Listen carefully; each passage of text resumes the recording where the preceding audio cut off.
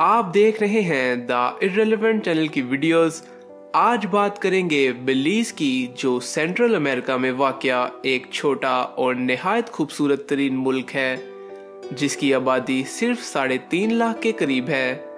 इस मुल्क की सरहद के साथ मैक्सिको और ग्वाटेमाला जैसे मुल्क मौजूद हैं, जबकि मशरिक में खूबसूरत कैरेबियन सी वाक़या है।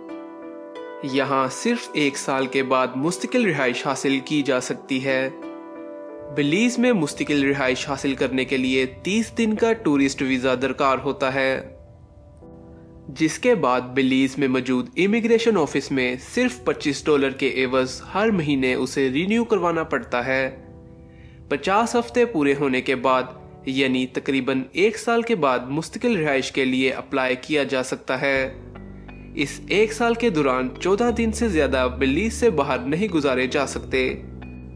मुस्तकिल रिहाइश हासिल करने के बाद अगर कोई शख्स शहरियत हासिल करने की ख्वाहिश जाहिर करे तो उसे मजीद 5 साल बेलीज में गुजारने पड़ते हैं। तमाम लिंक वीडियो के डिस्क्रिप्शन में मौजूद हैं। शफाफ साहिल समुंदर और सफ़ेद रेतली ज़मीन, खूबसूरत जंगल, वाटरफॉल और दिलकश जजीरों जैसी बहुत सी खूबसूरत चीज़ें इस मुल्क में देखी जा सकती हैं।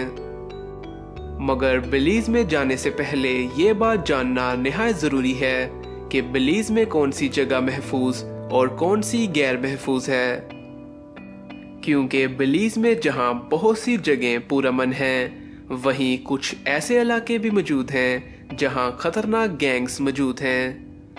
बेलीज दुनिया में तीसरे नंबर पर है जहां सबसे ज़्यादा मर्डर होते हैं।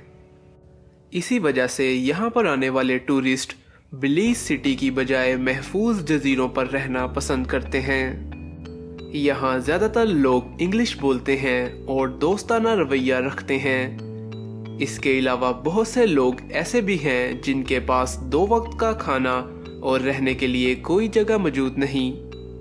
बेलीज में ज़्यादातर लोगों का रोज़गार ज़राअत और यहाँ पर आने वाले टूरिस्ट से वाबस्ता है।